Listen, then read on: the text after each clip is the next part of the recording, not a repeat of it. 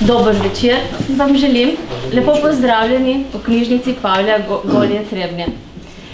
Danes imamo priložnost poslušati magistra Gregorja Kaplana in njegovo magistersko in knjigo, ki je nastala na podlagi njegovega magisterskega dela Vojna škoda v Sloveniji med drugo svetovno vojno in urejanje pravic v zvezi z njo.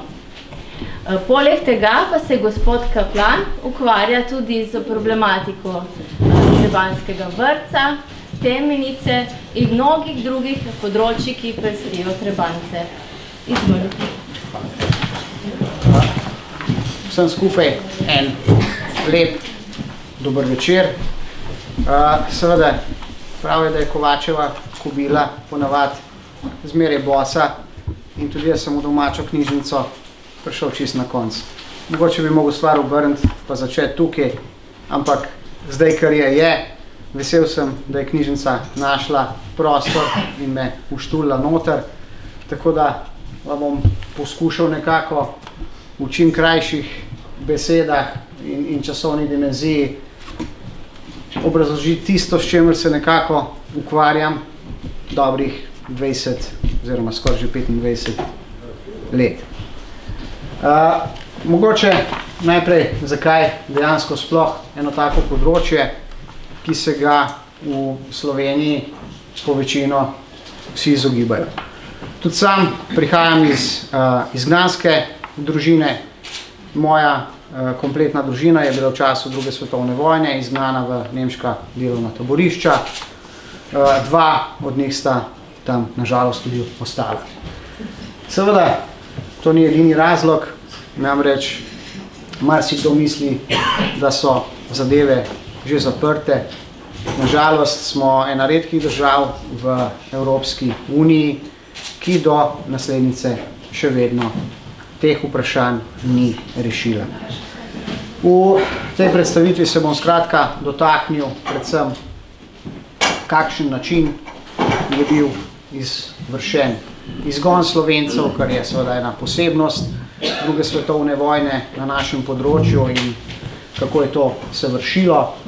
Dotaknil se bom tudi jasno plenjenja strani madžarskega, italijanskega in pa tudi nemškega okupatorja, ter seveda zadeve tudi razdelov. Tisto, kar je ključno, kako so potekale mirovne in reparacijske konference po drugi svetovni vojni in pa kaj je Jugoslavija dejansko zahtevala, kaj je bilo priznano, kaj je dobila in kaj je iz tega naslova prejela tudi naša država. Ko se začne kakšna beseda o poplačilu vojne škode na kakšnih spletnih omrežjih, je takoj prva beseda, saj je vse že poplačano. Tukaj vas moram takoj ustaviti. Ni. Samo 2% je bilo do sedaj prejete vojne škode. In tisto, na čemer dejansko ta zadeva tudi sloni, da vojna škoda po mednarodnem vojnem pravu ne zastara. Toliko nekako za tale prvi uvod. Skratka, pri tem mojem raziskovanju sem se nekako poskušal sredotočiti na te zgornje hipoteze, se pravi, da je bila, če se nekako strnem, da je bila vojna škoda v Sloveniji povzročena, se pravi, da je bilo tisto, kar je bila naša država oziroma naši ljudje podvrženi, dejansko storjeno, da je bila ta povzročena škoda, se pravi, civilnim žrtvam zelo velika in pa seveda, da zadeva še vedno po 70 letih ostaja odprta. Na tej točki mogoče samo en ta klasični razrez, kako je izgledala ta okupacija, se pravi, slabih 997 kvadratnih kilometrov Madžarska, dobrih 10.000 Nemčija in pa Italija 5444. Nekako takole je izgledal zemljevid leta 1941. Tukaj je ena slika, ki sem jo pač tudi vključil v svojo knjigo, predvsem zaradi izrazov na obrazu. Mislim, da pri taki fotografiji so besede odveč. Tukaj je predstavljen izgon Slovencev. Nemški načrt je že v začetku predvideval približno 220 000 do 260 000 izgnanih oseb iz področja Slovenije. To so nacisti z preko 100 transporti uspeli tudi v dejanjih, vendar ne v celoti. Nekako je bilo iz Slovenije v sedanjo Nemčijo oziroma Tretji rajh izgnano 45 000 Slovencev, 10 000 jih je šlo na Hrvaško, 7500 v Srbijo, 2500 Madžarsko, 17 000 ljudi je pred izgonom pobeglo. Skratka, govorimo o številki 80 000 ljudi in pa tisto, kar smo se nekako skupaj preko Društva izgnancev Slovenije, mimogrede mi dovolite, da v naši sredi pozdravim tudi predsednico Društva izgnancev Slovenije 1941-1945, gospod Ivica Žnidaršič. Sem vesel, da si vzela čas, nekako uspeli dokopati. Do podatkov je bilo praktično četrtina od tega je bilo otrok. Zdaj, ta izgon je seveda bil posledica tega, da so nemške okupacijske enote oziroma nemška okupacijska mašinerija potrebovala naselitveni prostor za naselitev kočevskih Nemcev, Nemcev iz Bukovine, Besarabije in pa Dobruđe. Skratka, ustanovili so določene zbirne centre, eden takih je bil tudi nedaleč stran od tukaj oziroma Brestanica, tako imenovani grad Reichenburg. Danes imate tam tudi Evropski muzej slovenskih izgnancev, preko katerega je šla tudi moja družina. Mogoče na tej točki sem to, da v tisti vojni vihri in tem izgonu, to je podatek, do katerega smo šele nedavno prišli in tega nisem opisoval v knjigi, ampak sem tako dodam, da so recimo takrat Nemci, ki so vršili oziroma nadzirali te naše Slovence, marsikaterega otroka tam pokončali tudi na način, da je utonil v teh grezničnih jamah. Če si se predstavljate, to so bili improvizirane stranišča na Štrburg, skopana, ta otroca so igrali in marsikateri je nehote nevede zdrsno notar in tam pač tudi končal. Tako da te podatke v bistvu zdaj še zbiramo, raziskujemo in nekako iz pripovedi oziroma informacij, ki jih dobivamo od živih prič, potem tudi obdelujemo. Tukaj že prej omenjeni grad Reichenburg in pa seveda ena izmed tistih slik, kompozicij. Zakaj sem jo odbral in jo vključil tudi v knjigo? Razlog je predvsem ta, da se prikaže, da so bili to dejansko živinski vagoni, zaprti, brez vode, brez hrane. In že danes si težko predstavljati potovanje z vlakom do Nemčije, tako da marsikateri se odloči za potovanje z avtom ali letalom, kaj šele v takih razmerah, ko dejansko vojna vihra koji potovanje, na kakšen način se ga zadeva odvijala. Izgon Slovencev je nekako potekal takole. Ljudje so si enostavno lahko vzeli približno 20 do 25 kil osebne prtljage, takole je bila povezana. Zadeve so imeli Nemci razdelane, to je bilo omejeno, se pravi toliko in toliko osebnih stvari. Običajno pa je bilo tako, da ko so prispeli v taborišče, so bili tudi tistega malega, kar je bilo še vredno, jim je bilo oropano ali pa so enostavno odvzeli.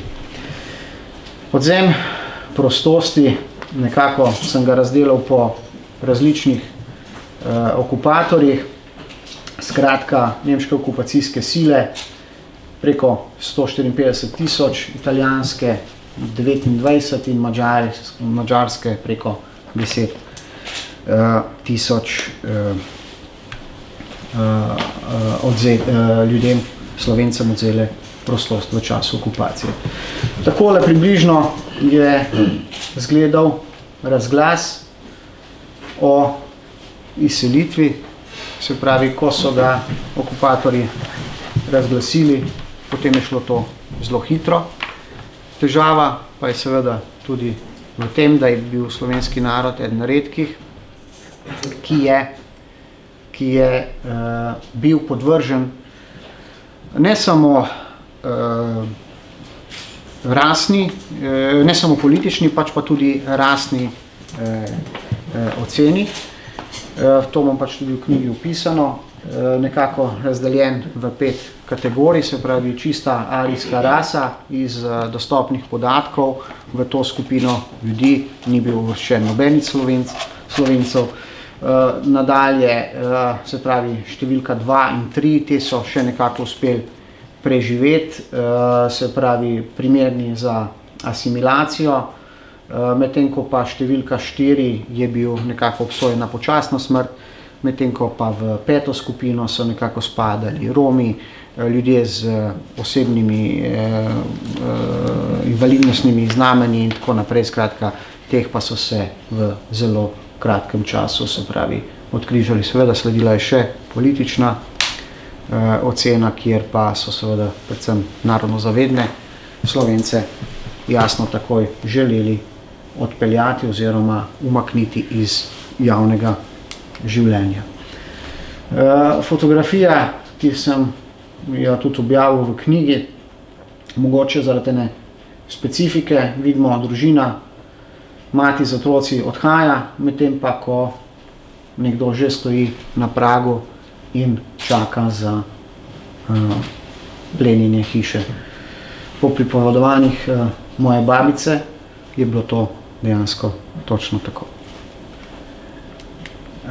Zaradi, se pravi, vojna je pustila tragične posledice praktično pri sleherni slovenski družini, brez izjem. In tukaj je nekako prikaz invalidnosti, ki so jo utrpeli Slovenci po različnih okupatorjih. Ne bom vam ponavljal številke, nisem najbolj več, pa tudi jezik se mi potem pri teh številkah če dalje bolj zapleta in teh številk je dejansko v knjigi zbranih zelo, zelo veliko, tako da mogoče kar nadaljujemo naprej. Takole je izgledalo nekako, ko so ljudi nalagali oziroma ko so čakali na te transporte, zbrani na postaji. Tale konkretna slika je bila, se pravi, zabeležena v Trbovljah. Človeške žrtve, tukaj seveda se zadnje čase precej krešejo mnenja.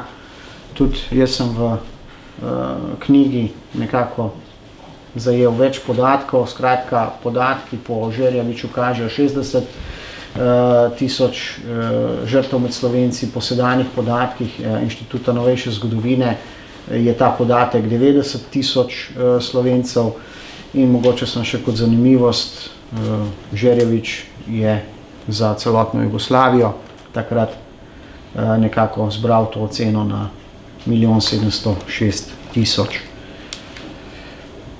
Seveda tudi otrokom ni bilo prizanešeno. To je ena tistih slik, ki je presunljiva. Nenazadnje, če boste pogledali izraz dečka, je ta dovolj zgovoren. Takoj po zavzetju je seveda sledilo tudi ponemčevanje, konkretno slika, kjer se preimenuje slovensko ime v nemško. In zdaj smo počasi prišli do tistega jedra, kjer se dejansko začne vsa tista vsebina, se pravi mednarodne in reparacijske konference. Takoj po vojni oziroma že med vojno leta 1945 na prvi livadija pri Alti zavezniki sklenejo, da bo morala Nemčija vojno škodo poplačati. Mimogrede sem povem, pred nekaj leti je Nemčija končno poplačala vojno škodo iz Prve svetovne vojne. Tako da je bila ta zgodba pred nekaj leti zaključena. Letos pa je mimogrede 100-letnica od konca Prve svetovne vojne. Sledil je Potsdam, in pa reparacijska konferenca v Parizu, ustanovljena tudi tako imenovana AIRA, Mednarodna agencija za reparacije. Seveda, kakor so se odvijale te mednarodne konference, tako nekako je naraščal tudi, bi rekel, razkorak med vzhodom in zahodom. Skratka, tukaj je Jugoslavija takratna poskušala nekako biti konstruktivna in tudi predlagala oziroma zahtevala, da se zelo jasno definira, kaj bodo iz naslova poplačila prejele male države. In tukaj mogoče sem še ena zanimivost, ki jo velja izpostaviti v tistih začetnih delih oziroma teh pogajanj, da tako rečemo, so Jugoslavijo prištevali med zahodni del, ne med vzhodni. Ena taka zanimivost, ki mogoče marsikomu ni znana. Da pa je takratna država uspela priti pripravljena na te mednarodne konference, če si poskušamo zdaj nekako ustvariti tisto povojno vzdušje, razrušena država, računalnikov ni, papirja ni, svinčnik je že luksus in nepismenost je velika, marsikoga ni na domu, skratka, družine se še iščejo, sestavljajo in zdaj treba popisati vojno škodo po celi državi. Moram reči, da so se te zadeve, vsaj kar se tiče Slovenije, v tistih časih lotili zelo sistematično in zelo načrtno. Kajti najprej je bila, se pravi, uredba o ustanovitvi Državne komisije za vojno škodo, navodila za delo federalnih, okrajnih in pa krajevnih komisij za vojno škodo, se pravi na najnižji ravni. Če se zdaj osredotočimo na to, je ta komisija morala biti sestavljena iz 3 predstavnikov in pa seveda bil je tudi pogoj, da mora biti vsaj eden izmed teh pismen. Pravilnik o prijavljanju in ugotavljanju vojne škode. Zanimiv je tudi cenik za oceno vojne škode. Moram reči, da jaz kaj tako sistematičnega v življenju še nisem prebral. Skratka, od navadne kokoši pa do vinske trte, skratka vse, kar je takrat dejansko obstajalo, se najde v teh cenikih in je seveda ovrednoteno v takratnih jugoslovanskih dinarjih, kar mogoče na nek način predstavlja težavo, ampak po drugi strani pa tudi ne, ker se ve, da je en ameriški dolar leta 1945 bil vreden 44 takratnih jugoslovanskih dinarjev, tako da tudi z tega praktično ni težav. In pa izredno pomembna 5. točka, izdajanje sklepov o ocenjeni vojni škodi. Do tega se bomo na koncu še, kajti imam prav ta slajd pripravljen, kako je izgledal, bi pa vsem vam eno stvar zelo toplo priporočil, da ko boste gledali kakšen družinski arhiv, ko boste naleteli na kakšen čuden papir, dajte ga 2-krat obrniti, ker ni nujno, da je za v kontejner. Kot sem že na začetku rekel, vojna škoda ne zastara in takrat so praktično vsi prebivalci Slovenije to vojno škodo dobili te sklepe. Marsikdo je še vedno hrani ta dokument kje in se mogoče še kje, da tako rečem, svalka po kakšni podstrehi, v kakšni omari, tako da dajte biti pozorni na to zadevo.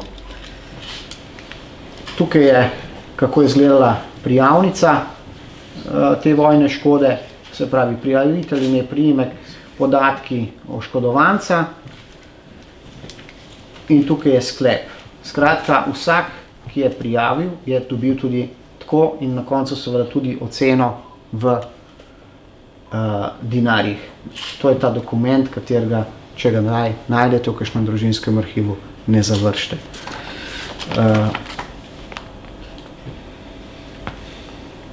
Seveda, mogoče vprašanje, ki mi se večkrat postavi, Kaj pa tam, kjer ni bilo nobenega, ne? Kjer so vsi padli. Skratka, v takih primerih je komisija imela nalogo, da dejansko z pričami, se pravi, to so običajno bili sosedje, prijatelje, nekdo pač iz vasi, ki je poznal razmere pred vojno in po vojni in so dejansko potem ta popis vojne škode naredili. Zakaj so se lotili tako sistematično? Jugoslavija je morala na te konference priti pripravljena za zahtevo do vojne škode in na tak način so se te podatki uspeli zbrati. Ker je bilo to zelo obsežno, je bil ta rok 3-krat predstavljen. Tako da so dejansko potem tudi sami morali podaljšati, ker enostavno niso uspeli vsega spraviti skupaj. Vojna škoda povzročena na zasebni imovini po različnih okupatorjih, zadeva je v dinarjih navedena. Tako da in pa po teh podatkih je takratna vojna škoda znašala, tega ne bom bral, upam, da ne pričakujete, ker zna biti zelo mučno. Mogoče sem, da prevedem,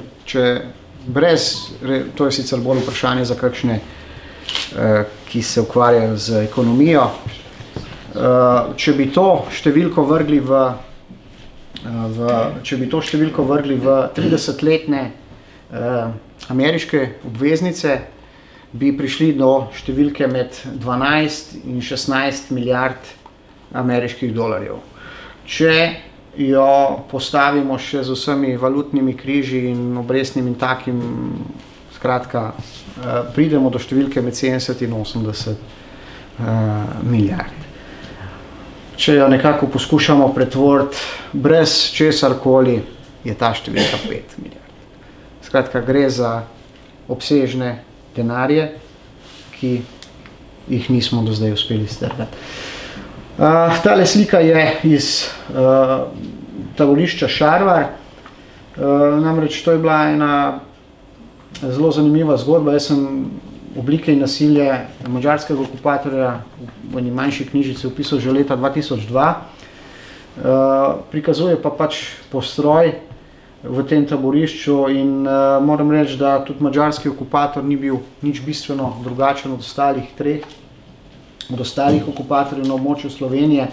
Zanimivost tega taborišča je pa v tem, da bi ga jaz osebno uvrstil med koncentracijska taborišča z eno manjšo izjemo. Skratka, ni imel plinskih celic. Je bilo pa seveda razmere v njem so bile grozljive.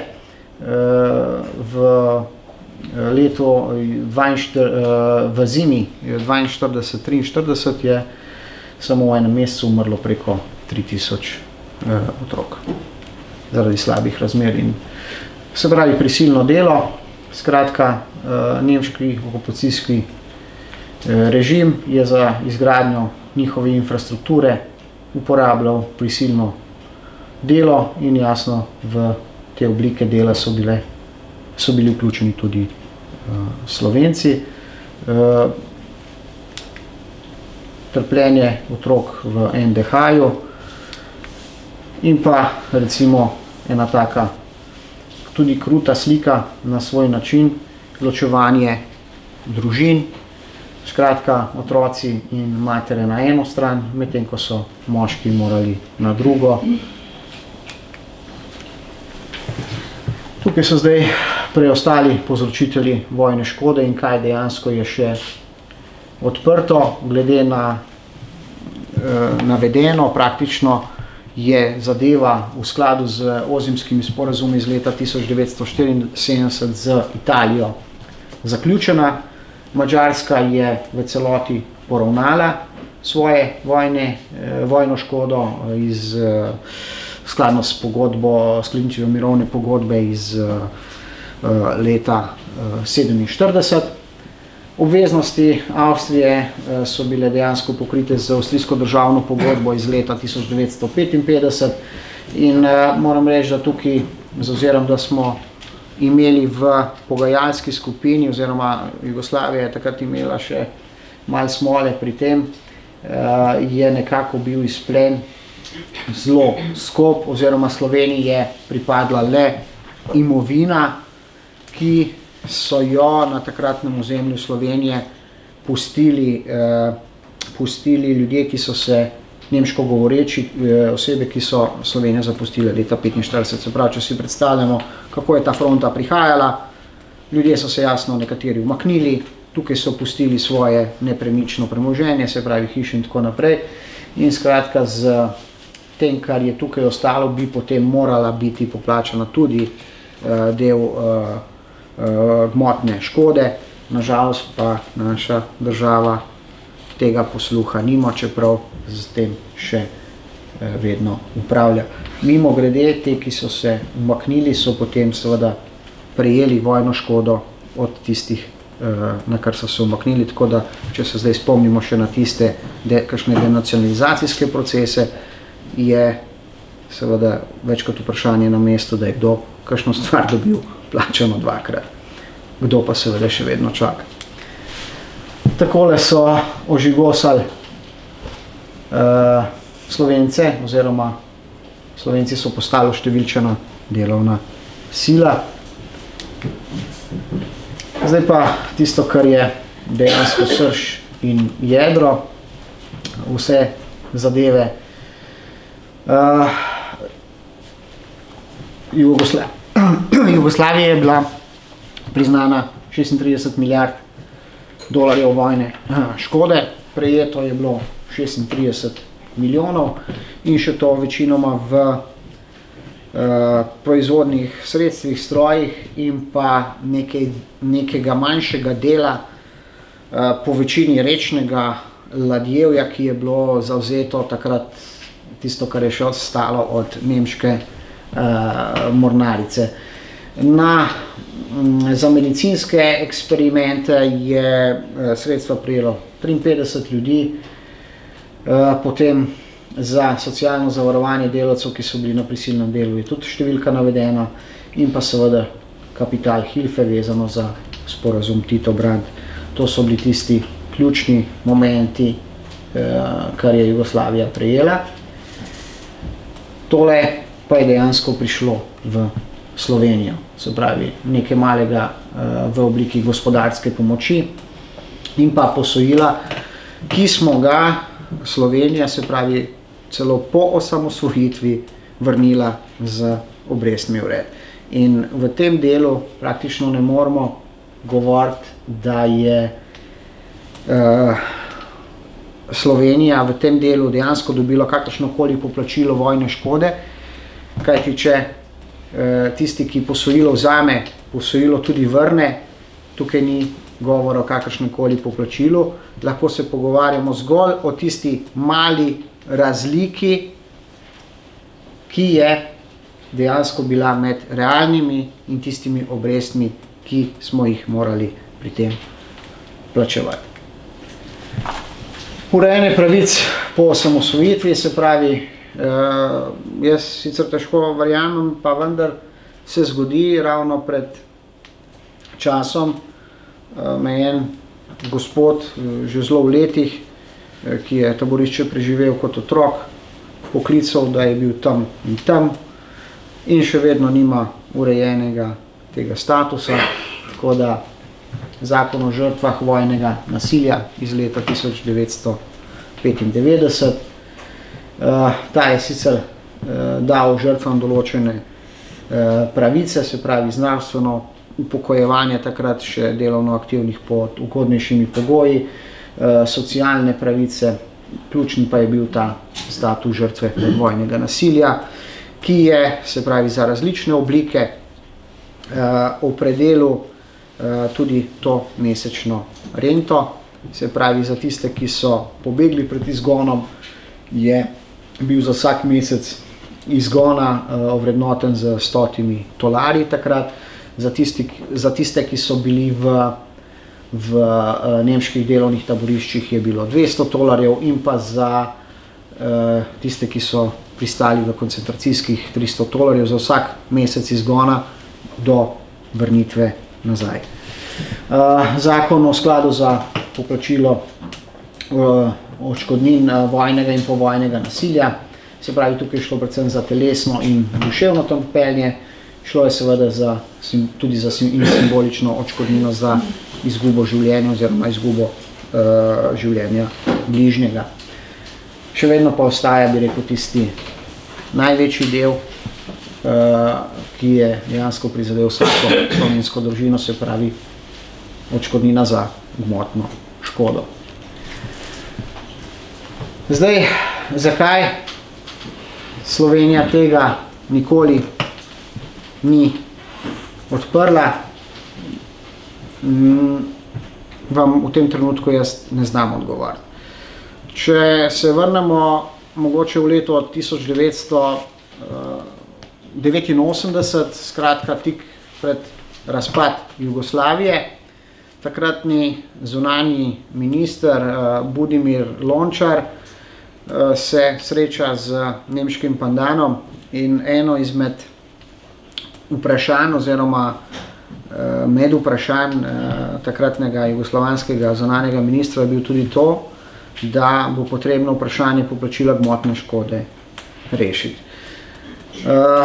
Skratka, Nemčija je imela tukaj tudi mogoče na nek način srečo oziroma z tako imenovano Hallsteinovo doktrino in Berlinskim zidom so imeli izgovor, da Nemčija ni združena in da pač ne morejo samo eni prevzeti odgovornosti za celotno poplačilo.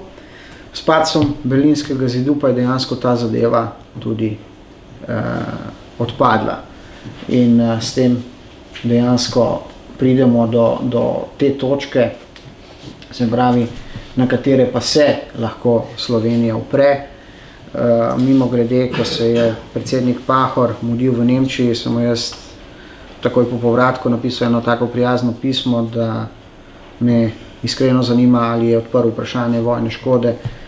Do danes ni bilo ne odgovora, nekakšnega koli postavljenega vprašanja.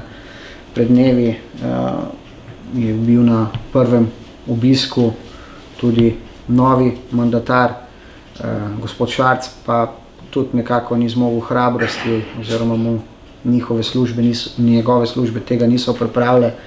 Čeprav je Društvo izgnancev Slovenije 1941-45 za vse dosedanje vlade pripravila takle kupček gradiva in ga tudi distribuiralo v državni zbor, na kaj se lahko upre, kaj so bili sklepi, ampak očitno ni poguma.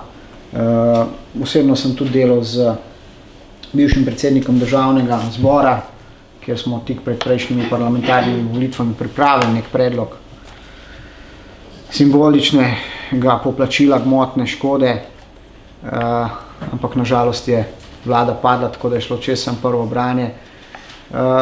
Tudi Janševa vlada je nekoč že poskušala z ministrom Šturmom, pa tudi tam se je zadeva zalomila, tako da nekako ta gmotna škoda, ne glede katera vlada je, nobena ne pride do konca in nobena ne zmore poguma, ki je potreben, da se zadeve postavijo. Čeprav recimo ostale države so to uspele reševati, ne sam navedem, recimo Rusija, Ukrajina, Belorusija so imele določene zahteve do Nemčije še odprte in so v vezi poplačila gmotne škode takrat zelo hitro prišle v letih 95 do rešitve, namreč postavile so zelo jasno zahtevo, odgovor Nemčije, pa če ga zdaj nekako skrajšamo, je tak, ja, seveda bomo sprejeli, vendar bomo kot naš protiukrep nekako odračunali škodo, ki jo je takrat Rdeča armada storila v Berlinu. Sama zadeva je trajala približno leto in pol. Ampak da se, če se hoče.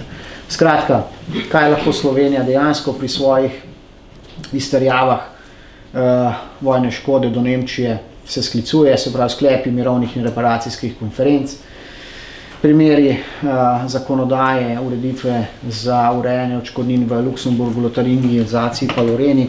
Namenoma sem te stvari izpostavil, kajti na začetku sem povedal, da nikjer v Evropi ni bilo takega izgona in plenjenja kot v Sloveniji.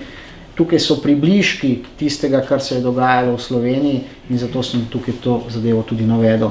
Se pravi, potem sledi ta totalni izgon Slovencev. Naslednja točka je v dogovor okupacijskih sil o likvidaciji imovine takratne Jugoslavije, kar se je dejansko tudi zgodilo. Sam kot primer naj navedem, v koncu 90-ih let je bila tudi konferenca o naropanem nacističnem zlatu. Slovenija je tam sodelovala, težava pa je bila v tem, da je bil naš predstavnik tam hudo nepripravljen in je povedal takole: Slovenija nima zahtev. Čeprav je bil iz takratnih bank in hranilnic dejansko odvedeno kar zajeten kupček te plemenite kovine. Potem je nemška knjiga Zopet narediti dobro oziroma Wieder gut machen, kjer se na strokovni ravni strani nemških avtorjev dejansko izvedenci ocenili priznavanje vojnih odškodnin. Slovenija, kot sem že prej omenil, je vrnila vso gospodarsko pomoč, vključno z obresti in pa seveda s padcem Berlinskega zidu je odpadla tudi tista zadnja trohica izgovora, kajti Nemčija je zopet enotna in na ta način dejansko lahko pride do zahteve. Preden pa zaključim, moram reči, da sem v knjižnici, domači knjižnici, dobilam še en izvod in pa eno veliko zahvalo, tako direktorci, kot sem njenim uslužbencem. Skratka, v to knjižnico je velik užitek prideti, še posebej takrat, kadar imaš zapisati seminarsko ali pa kakšno raziskovalno nalogo, pa nimaš pojma, kaj bi pisal, pa sem približno veš. In takrat smo ponavadi z vašim kolegom Darkotom takole malo vozila kakšen slalom. Jaz sem imel kakšen ruzak ali pa dva seboj in Darko mi je ponovadi nametal tiste stvari, ker prej zjutraj pač mi nismo Amerika, ker lahko še prej zjutraj v knjižnico, pa si izposodiš kakšno knjigo, kaj nujno rabiš, ampak ponovadi sem imel to sreče, da mi je Darko na pultu povimo, tako da bi prosil direktorca. Še za peti izvod, mislim, da za vse te, ki so vsako enoto, ki jo morate povedati. In pa seveda še eno željo. Hvala lepa. Jaz bi si želel, vse naša knjižnica je lepa, ampak nazadnje sem bil v Trbovljah na eni predstavitvi, če bi jo potegnil tam ledovne ograje, pa v 2 štuka, jaz mislim, da bi bilo fajn, ker bi imel pol verjetno tisti srednjošolski oddelek posebej, pa bi imel nekaj bolj normalne pogoje, tako da mogoče pa ena taka želja, cilj za prihodnost. Hvala lepa. Iskrene čestitke v mojem imenu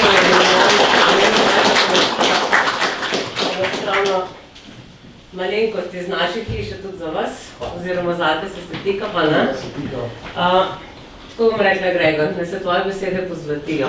Tako da dobrodošli še na druge naše prireditve in res Gregorjeve knjige so na voljo, izposodite si, mislim, da so pa pošle, ne? Ja, v knjige ni več, tako da vam danes tudi ne bom poslušal podajati, ker imam še nekaj izvodov za kakšno posebno priložnost, tako da, kar se tega tiče, ste varni. No, so pa na voljo v naših knjižnicah, tako da z veseljem vam jih sposodimo in... Če ima pa še kakšno vprašanje, pa z veseljem še kaj pojasnim, povem, če je kaj ostalo odprt, da... Ja, jaz bi tole biškem pa komentiral, ne. Tukaj se gre za gmotno škodo, ne. Življenj je pa veliko tudi odšlo, ne, iz naše domovine takrat. In povojna oblast je res nekako pomagala, recimo, materem padlega očeta, to zelo gmotno in tako naprej. Medtem, ko iz svojega okolja vem, ne, moj starejši brat je tudi padel in je sicer polbrat in je oče dobil samo nekako enkraten znezek, pa je takrat še nekaj 65 let pomenilo. Potem so pa počasi to vse ukinili, ne, tako da Sicer življenje se res ne da z denarjem nadomestiti, ampak je pa to bil hud udarec, hujša materialna škoda. Ne? Sigurno, da je bila praktično izguba življenj takrat ogromna. Tudi če pogledamo recimo te statistične podatke, še danes dejansko mi lahko sledimo, zlasti pri moškem delu populacije, kako je ta res v populacijo dejansko viden pri moškem delu, kajti moških je dejansko padlo bistveno več. Mogoče gremo lahko tle še naprej, ne? Če boste gledali mogoče poroke po vojni, bo en tak zanimiv primer, da so dejansko bila dekleta takrat običajno starejša od moških, ker dejansko, če pogledamo danes, je več ali manj skoraj da pravilo, da je moški nekoliko starejši. Takrat pa je bilo ravno obratno, običajno je bila ženska tudi 10-12 let v nekaterih primerih starejša, ker enostavno fantov zaradi vojne in izgube življenja dejansko ni bilo. Se pa strinjam s tistim, praktično katerega koli življenja, ki je takrat ugasnilo, se ne da povrniti z nikakršnimi finančnimi sredstvi in jasno, tudi nekatere žrtve so bile gledane drugače kot ostale, tako da tukaj je jasno še vedno mogoče en tak velik prepad, ampak tisto pa ostaja, se pravi, življenje je nepogrešljivo in neprecenljivo. Še mogoče še kdo? Prosim. Mene zanima, torej ste navedli, da nobena vlada ni pokazala zanimanja niti razumevanja za to, pa bo sploh kdaj to mogoče, oziroma a se to samo na meddržavnem nivoju oziroma specialist, kot ste vi, poznavalec te teme, bi se ena strokovna komisija morala formirati in kako pobudo oziroma proces pelati? Slovenija je dejansko že imela tudi medresorsko komisijo na tem področju in ta je dejansko delala na teh vprašanjih, se pravi zlasti v tisti prvi fazi sprejemanja zakonodaje, se pravi, da so dejansko te žrtve prišle do urejanja statusa. Ostal pa je ta del, kar se tiče gmotne škode, pa odprt. Ne. Moram reči, da v tem delu je nekako zašepala tako, bi rekel, naša slovenska notranja politika kot taka, kot celota, se pravi, ne glede katera vlada, pustimo zdaj to, ne. Še posebej pa je večja težava, da dejansko naša zunanja politika, ki bi ta del morala postaviti na agendo katerega koli srečanja na primerni ravni, tega ni storila. In to je tisto ključno vprašanje, kajti recimo, samim glede omenem, Društvo izgnancev Slovenije je imelo številne pogovore, med drugim tudi z nemško veleposlanico v Sloveniji, pa ne samo enkrat, skratka praktično z vsemi predstavniki oziroma veleposlaniki, ki so tukaj službovali. In mislim, da vsaj v enem primeru je bilo dokaj jasno izrečeno, ne, da slovenska država pač tega vprašanja še nikoli ni odprla. In če vprašanje pravno, formalno nikoli ne odpreš, ta ne obstaja.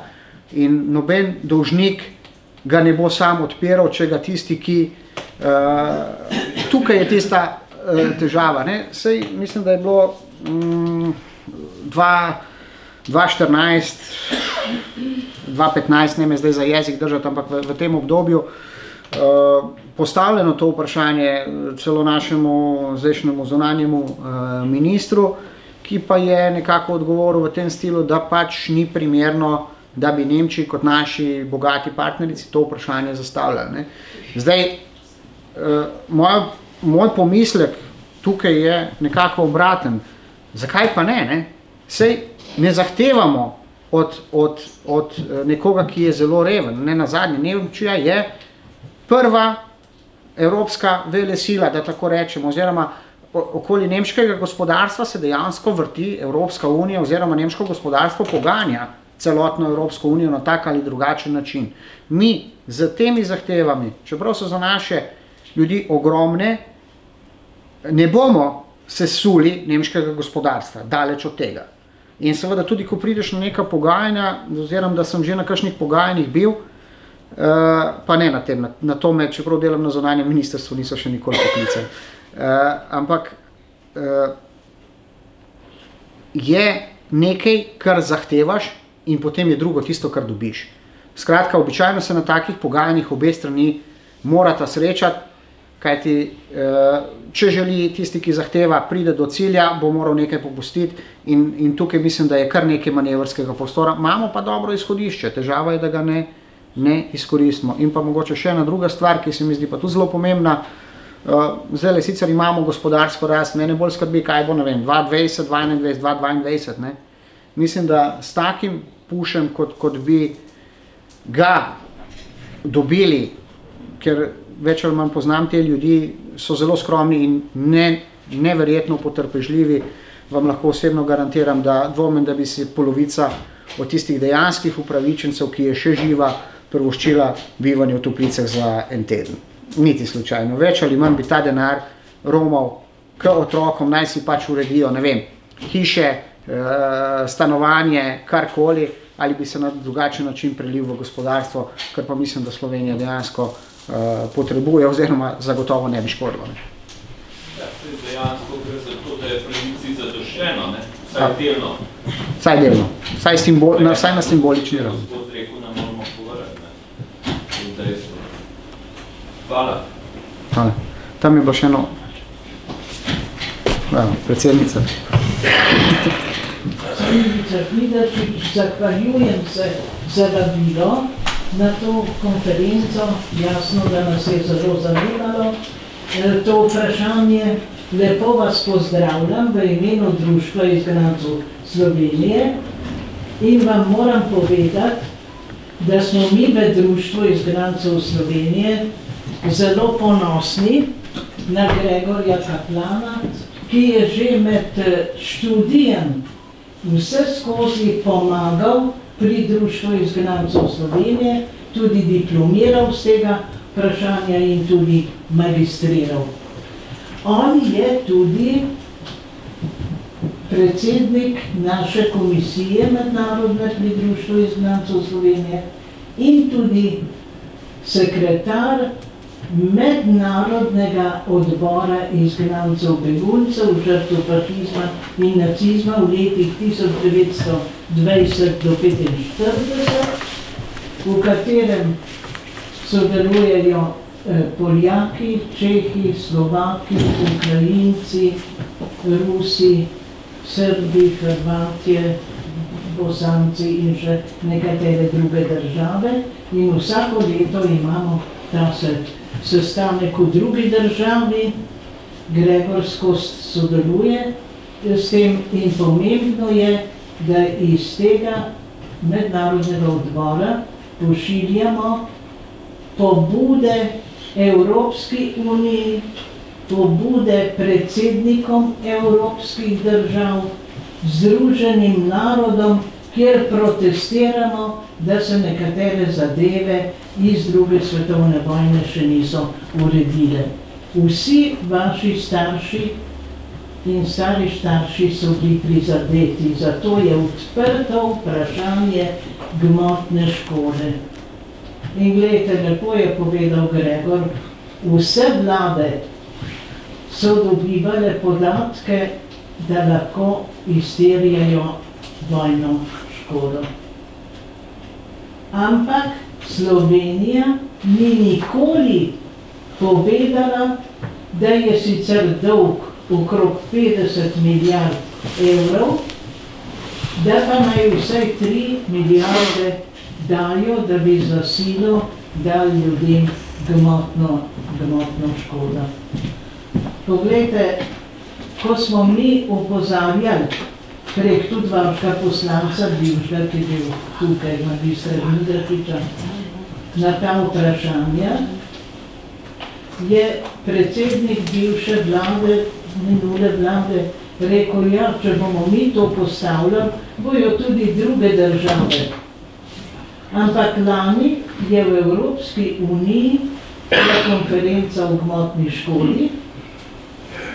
Mi smo tja poslali delegacijo, ker smo vedeli, da se bo pogovarjali. Slovenija tja ni nikogar postavila, pa tudi zahtev ni dala in so v glavnem obravnavali ljude. Kaj bojo zdaj rekli naši vladni predstavniki, ko so lahko v delu ta mesec oziroma oktobra prebrali, da so Grki zahtevajo 350 milijard škode, 750 milijard zahtevajo Poljaki. Zakaj naši ne rečejo ničesar? Smo videli, kaj bo s to vlado, ne? Tako da mi smo ponosni na Gregorja Kaplana zato, ker je potomec izgnancev, da ko bomo mi pomrli, ker smo ta fašizem in nacizem živeli, nas ne bo, da bo vsaj kdo mladih naprej to pelal, pa makar čez 5 let, 10 let, da bi dobili tisto vojno škodo. Res sem vesela, da vas ta vprašanja zanimajo, tem Gregor pa čestitam za vse, kar si naredil, ker čez 70 000.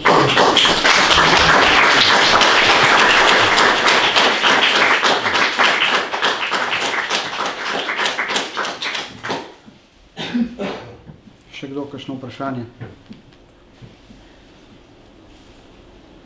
Če ni, dajmo zaključiti. Jaz vam želim še en lep ostanek večera še naprej. In upam, da, ne vem, zdaj moja sekvenca izdajanja knjig je tako bolj na praktično koliko 16 let napišem eno, ampak če bo pa knjižnica odprta, bom pa to skrajšal na 4 leta.